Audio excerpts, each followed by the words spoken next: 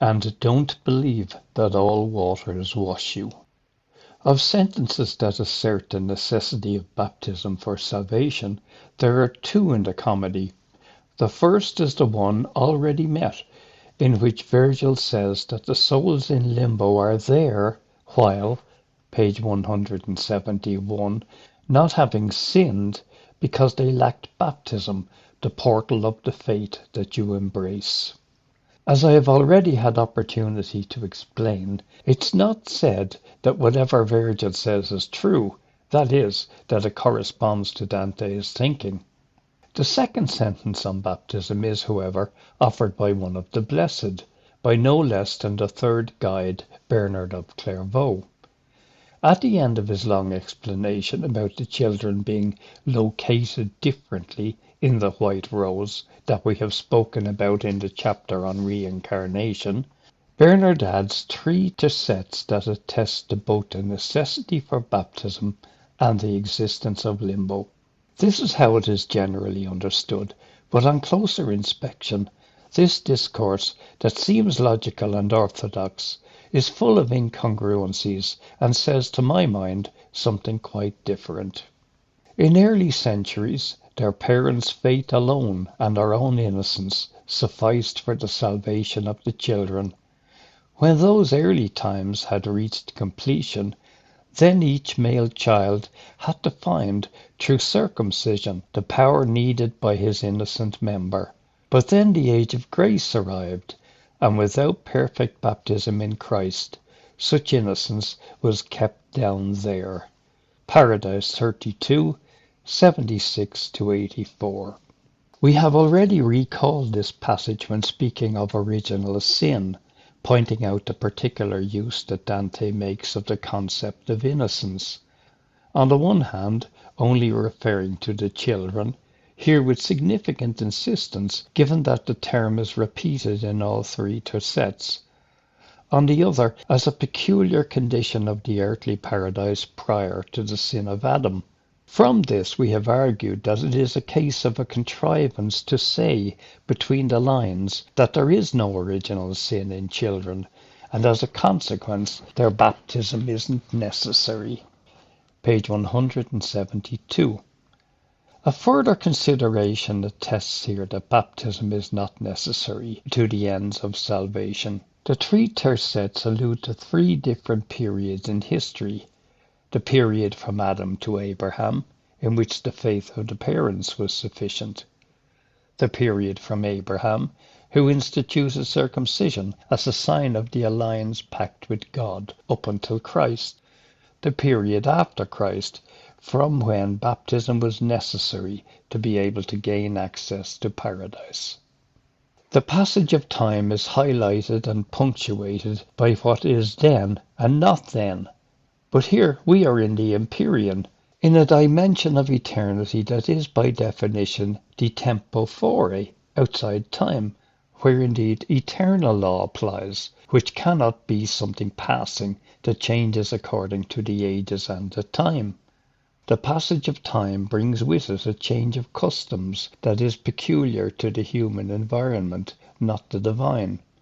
In the presence of eternity, in the presence of God, the rights of men are all the same and in the end, irrelevant.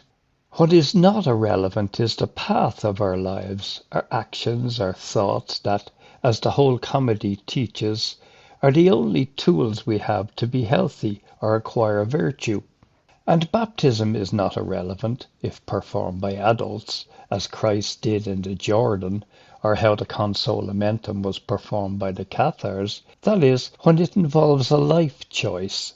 But here, however between the lines, given the insidiousness of the argument, it seems evident to me that there might be a negation of value on any rite practiced on children who have no need either of being healthy or to acquire virtue, because they are, like those relegated to limbo, innocent children. The last tercet, which concerns Christian baptism, could be read, and much better, as a reference to Cathar baptism. Several significant points corroborate this opinion.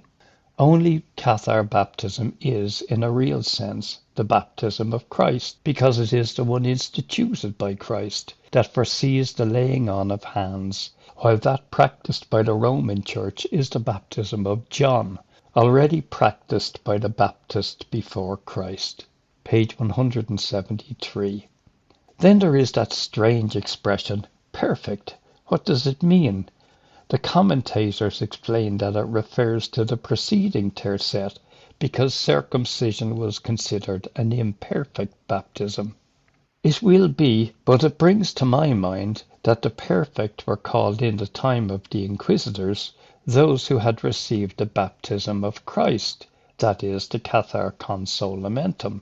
Finally, according to the Cathars, without this baptism one couldn't gain liberation from the cycle of rebirth, but remained relegated to earth, that is, down there. Dante is ambiguous, saying that such innocence is retained down there, is not saying that down there alludes to limbo, as the critics understand. Rather, if one takes into account that the expression down there appears 15 times in Paradise, and it always and only refers to earth, to life among men, with the exception of one time in which, speaking of Lucifer, it indicates the centre of the earth where he is stuck, it is much more likely that Dante intended it to also refer this time to earth and not to limbo. There is then one verse that leaves no doubt about the fact that Dante denies the value of baptism with water. In the heaven of the moon, the souls met are religious women who left the convent and failed to fulfill their views to purify themselves. Beatrice urges that vows be taken seriously. Christians, proceed with greater gravity. Do not be like a feather at each wind, nor think that all immersions wash you clean. Paradise 5, 73-75.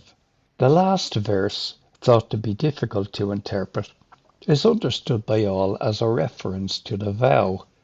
Christians are invited not to delude themselves that vows are enough to purify themselves, and the water that washes is, naturally, that of baptism. The problem that these verses pose lies in the fact that vows have no purifying function, and above all, they don't provide for any rite with water, while here waters are spoken of that wash and waters that don't wash. Page 174. Considering that the following verses broaden the field of salvation in general, I think that saying, nor think that all waters wash you clean, he was no longer referring to vows. Then that leaves us to ask ourselves, what waters is he speaking about? The water that washes is, by definition, that from the source. To my mind, the allusion here is all too clear. The water that does not wash is baptism.